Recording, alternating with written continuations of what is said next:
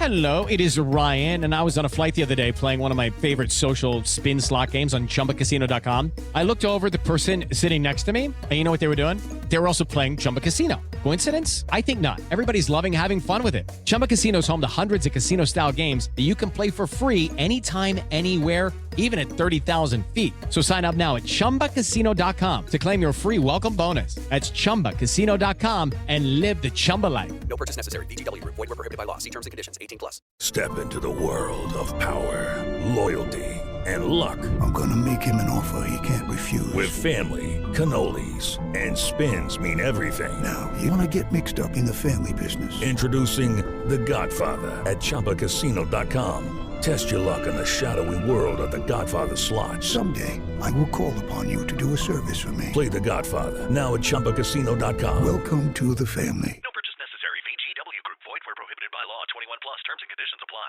Summer 1947, Roswell, New Mexico. Nothing much going on except heat, dust, and maybe the occasional rattlesnake. The war was over, but the Cold War was just getting warmed up. People were jittery. Newspapers were full of stories about spies, Russians, and new technology no one could quite explain. And somewhere out on a remote stretch of ranch land, a guy named Mac Brazel was just trying to keep his animals from wandering off and dying in the sun. That's when he saw it.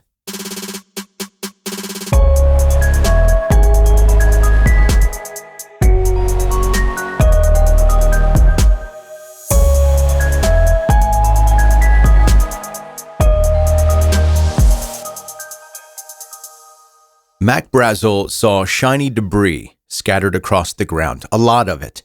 Whatever it was had crashed hard. At first glance, it looked like a mix of tinfoil, rubber, and thin wooden sticks, but something about it was off. It looked like tinfoil, he later said, but it didn't act like tinfoil. Some pieces were impossibly light, others were nearly indestructible, and a few had strange markings on them, symbols, maybe, or just scratches. It's hard to say. What Brazel found that day wasn't just wreckage. It was the opening move in a story that would spiral into government denials, midnight cover-ups, secret flights, and one of the most famous UFO mysteries in American history. And it all started in the dirt, with a rancher who saw something he couldn't explain, and a military that really didn't want to talk about it. At first, Mac Brazel kept the whole thing to himself. He wasn't the kind of guy who liked drawing attention. Plus, this was 1947. Saying, "I found some strange metal in my pasture," wasn't going to win you any friends. It'd just get you sideways looks at the feed store. But after a few days, after hearing rumors on the radio about flying discs being spotted around the country, Brazel figured maybe it was worth telling someone. He loaded up some of the wreckage into his truck and headed into Roswell. He showed it to the local sheriff, George Wilcox, who had no idea what he was looking at, but he knew someone who might. The Army. Wilcox contacted Roswell Army Airfield, just outside of town. This wasn't some backwater base. It was home to the 509th Bomb Group, the only unit in the world at the time that had nuclear weapons. These guys didn't overreact easily. The Army sent Major Jesse Marcel, an intelligence officer. Smart, steady, not prone to dramatics. He drove out to the ranch with Brazel, took one look at the debris, and decided this isn't just some kid's weather balloon project gone wrong. Marcel collected what he could, brought it back to the base, and logged it as unknown. He later said some of the materials were incredibly thin, but he couldn't bend or tear them. One piece, he claimed, would snap back to its original shape no matter how much you crumpled it. There were also fragments with strange markings, some kind of symbols, not letters, not numbers, just symbols. Kind of like hieroglyphics, but ones that no one could tell what they were. Marcel didn't know what he was looking at, but he knew it wasn't normal.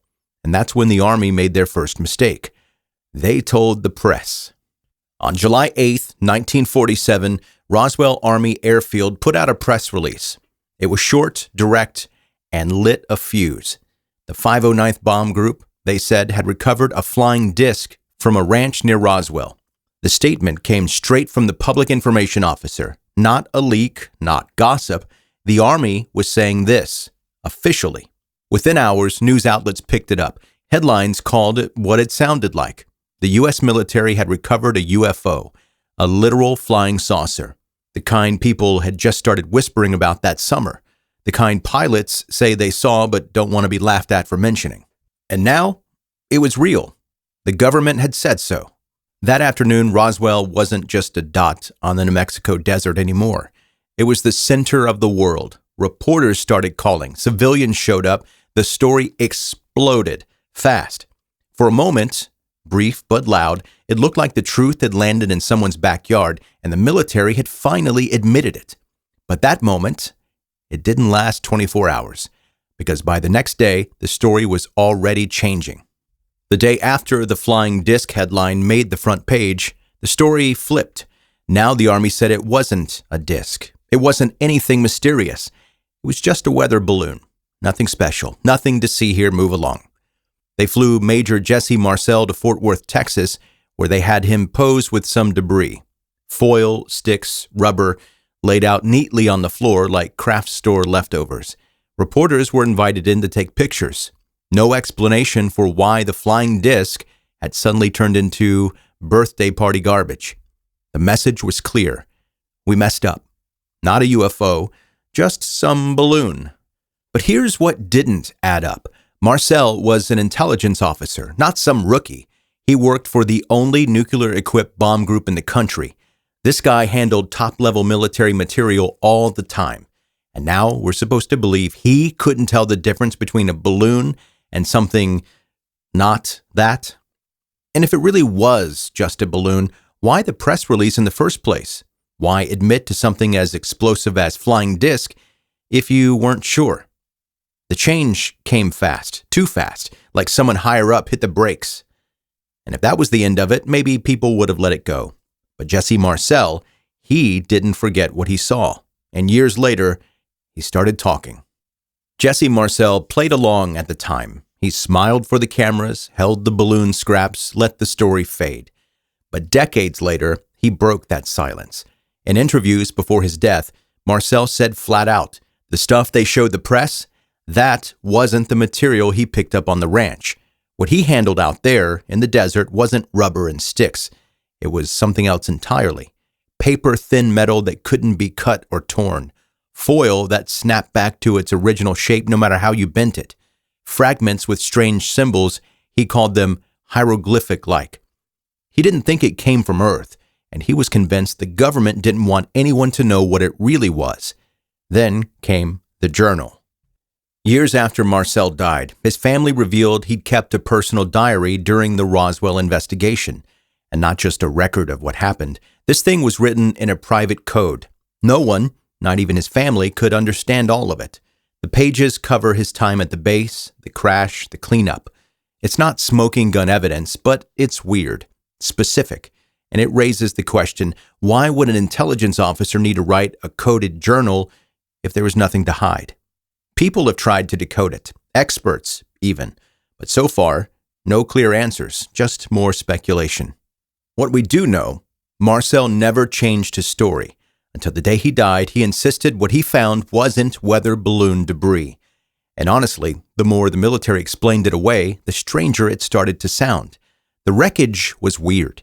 The press release was weirder. But what came next made everything feel deliberate. In the months and years after the crash, the story didn't just fade. It got replaced, retooled, rewritten. First, it was a flying disc. Then it was a weather balloon. Decades later, in the 1990s, the Air Force admitted it wasn't a basic weather balloon after all. It was something called Project Mogul, a top-secret Cold War surveillance program. The goal? To use high-altitude balloons to detect Soviet nuclear tests. Which, okay, that would explain the secrecy, but it doesn't explain anything else. Like why experienced military personnel, people trained to identify aircraft and sensitive tech, mistook it for a flying disc. Why Marcel said the material he found couldn't be cut, torn, or burned. Why Mac Brazel's entire account changed after a few days in military custody. And it definitely doesn't explain why Marcel kept a coded journal about the whole thing. Even when the Air Force offered a new explanation, it came decades too late. And the new story didn't erase the old ones. It just stacked on top of them. Every time the government, quote, cleared things up, it raised more questions than it answered. And for people who were there, that's the part they couldn't shake. That should have been the end to the story. Weird crash, quick cleanup, case closed. But it wasn't, because the Army changed its story overnight, because Jesse Marcel didn't stay quiet forever, and because years later, his family found a diary no one could make sense of, written in code. In part 2, we'll break down the cover-up, the second cover-up, and the version of events the government waited 50 years to admit. It only gets weirder from here.